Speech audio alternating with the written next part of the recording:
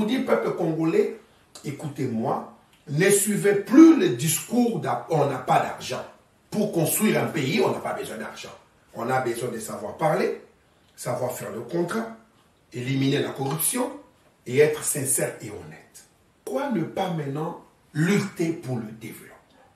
Pourquoi allons-nous suivre les politiciens qui nous offrent rien, ils veulent le pouvoir pour eux-mêmes, pour leur famille, mais ils ne parlent pas de développement. Le pays n'a jamais été géré.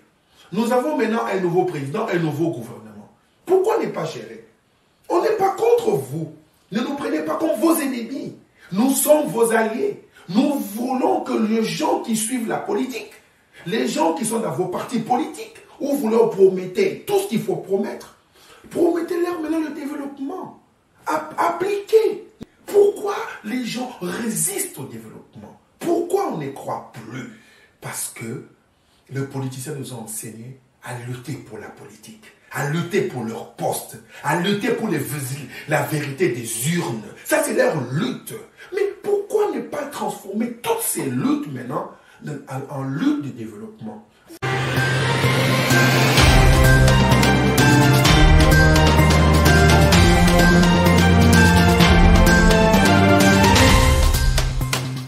Bonjour, bonsoir, chers compatriotes congolais. Aujourd'hui, nous venons vers vous, vers une émission Parlons développement, notre émission de chaque semaine.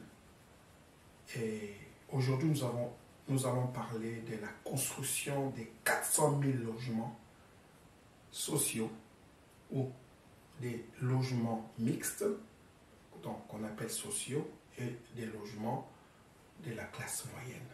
Pourquoi 400 000 logements? Et nous allons expliquer aussi que rapporte la construction de 400 000 logements. Lorsque l'État congolais, décide de construire de nouvelles villes, décide de construire des logements pour son peuple, il y a des retombées qu'on appelle économiques. Ces retombées bénéficieront au peuple. Alors voilà l'émission de cette semaine, 400 000 logements sociaux. Cela veut dire que les professeurs, les médecins, les journalistes, les militaires, les policiers, les fonctionnaires et même les privés auront une maison où habiter. Lorsque vous allez dans tout pays au monde, la première des choses, même pour les réfugiés, beaucoup d'immigrants, des immigrés congolais ou dans le monde, quand ils arrivent dans un pays, la première des choses qu'on donne, c'est un logement. Vous payez un logement par mois, vous faites vos contrats, et la deuxième chose, c'est l'emploi.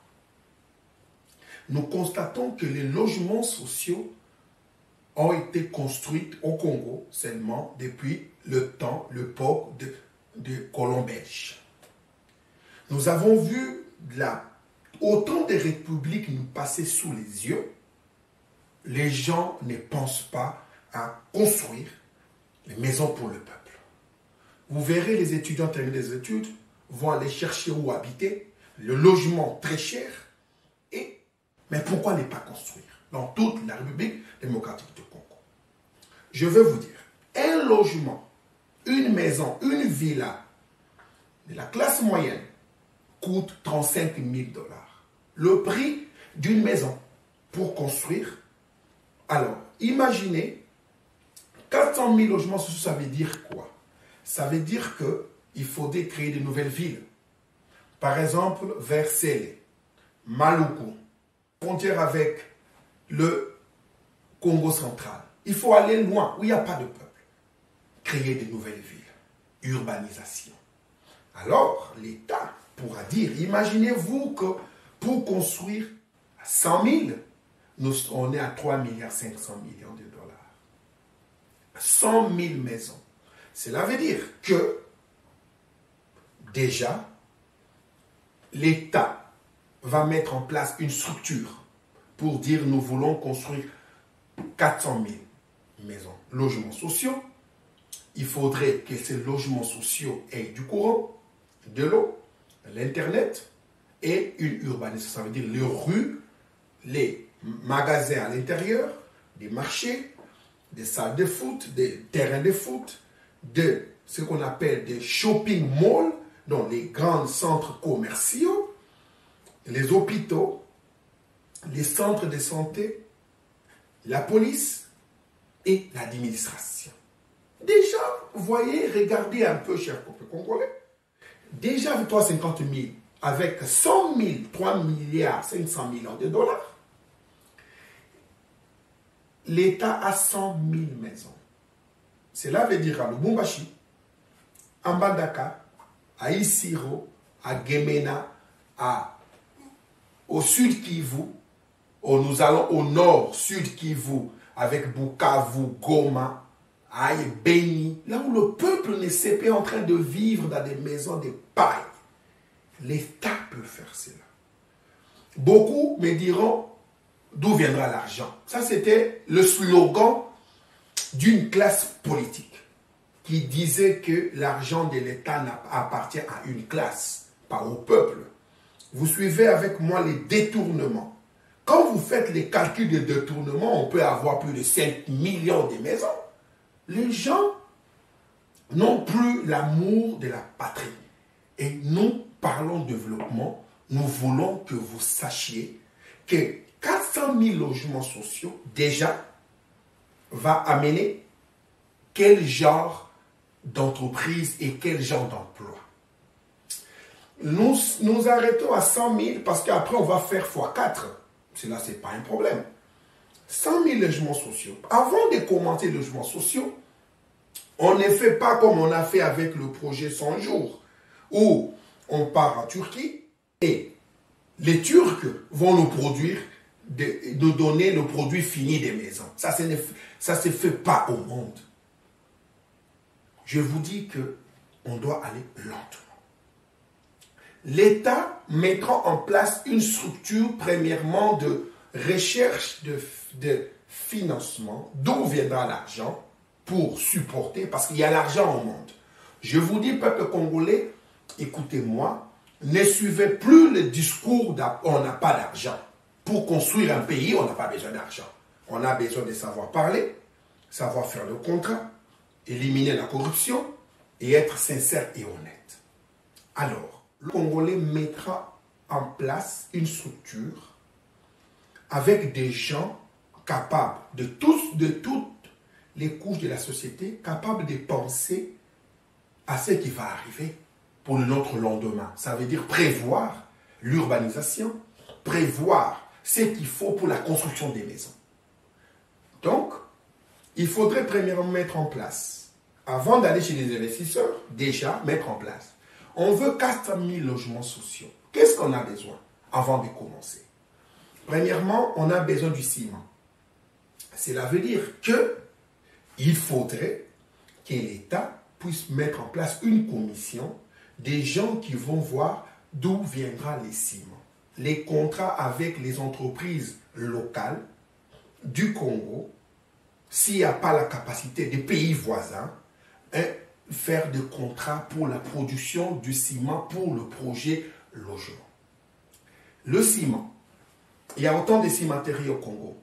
L'État aussi peut dire, voilà, nous voulons, on va financer l'augmentation de la production du ciment. Entre-temps, en contrepartie, l'État paiera à un prix de production plus $1, par exemple, de bénéfice pour l'entrepreneur et exempté des taxes liées au ciment du projet durant le temps et la durée du projet. 400 000 logements ne prend que 4 ans.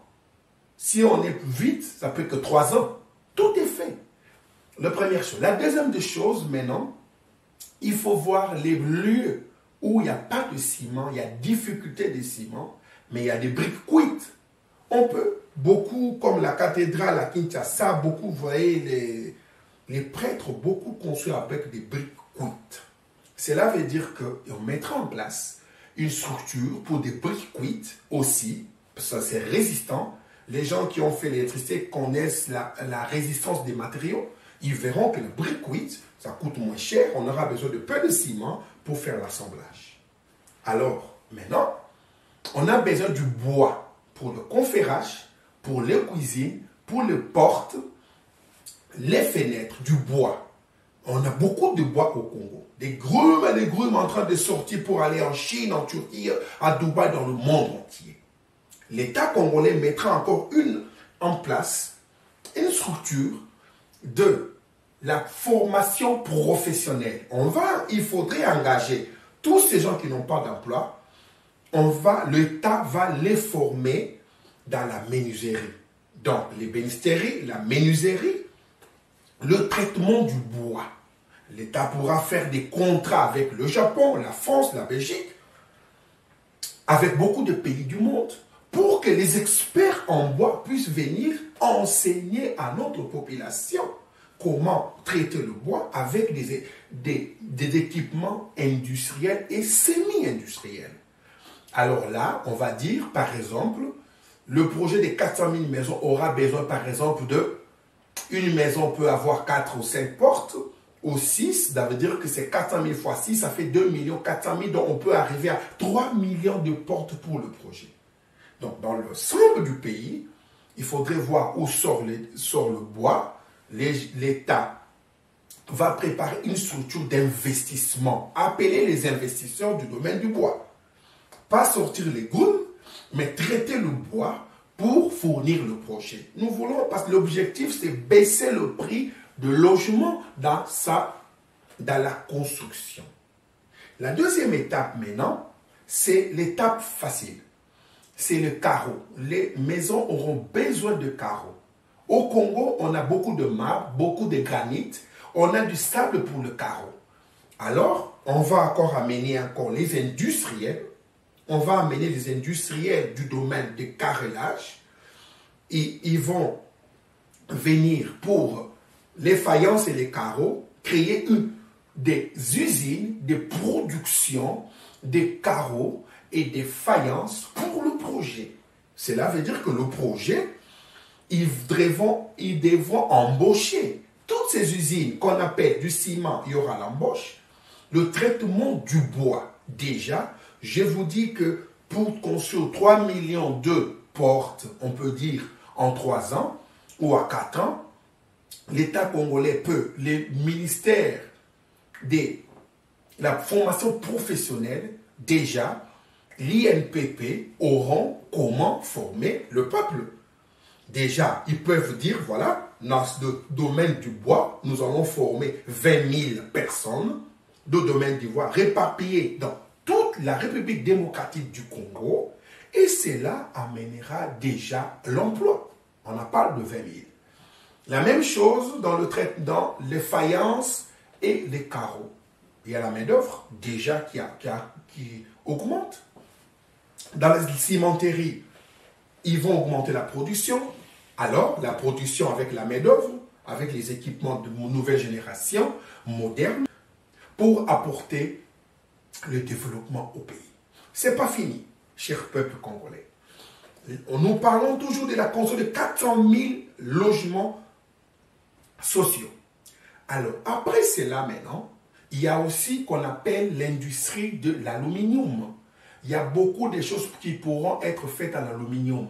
Comme on peut dire, voilà, pour que le peuple ait encore un peu de l'esthétique dans la construction, on a besoin de l'aluminium. On peut dire, voilà, une partie de portes d'entrée peuvent être en aluminium, à l'intérieur en bois. On peut dire les fenêtres, par exemple, les volets en aluminium pour la sécurité, l'autre en bois. Ça veut dire que notre aluminium qui est là, inexploité au Congo, on va encore chercher faire des contrats avec des usines de production, de l'extraction et de la transformation de l'aluminium. Il y en a au Brésil, en Turquie, il y a même au Japon, en France, aux États-Unis, Canada. Déjà, le contrat sera qu'ils viennent là-bas, ils vont produire. L'objectif, c'est alimenter la construction de 400 000 maisons. Déjà, il y a autant d'embauches dans ces secteurs. Nous allons encore, ce n'est pas fini. L'État, pour la construction, aura besoin du sable, beaucoup de sable, parce que Quand on dit 400 000 logements, ce n'est pas en pêle-mêle. Ce sont des structures, on appelle des nouvelles urbanisations. Pour dire, voilà, des nouvelles villes, vous êtes en train de voir déjà sur les images, des nouvelles villes, comment on construit ces villes. Ces villes-là auront des routes, des petits commerces, et tout dans la propreté absolue. Alors, c'est là, déjà, les opérateurs économiques dans beaucoup d'autres secteurs, comme le sable, auront besoin d'investir dans la production, de l'extraction ou du sable pour fournir au projet. Donc, c'est intéressant d'aller acheter. Nous pouvons faire des contrats avec, par exemple, les grandes entreprises du monde, les General Electric américaines.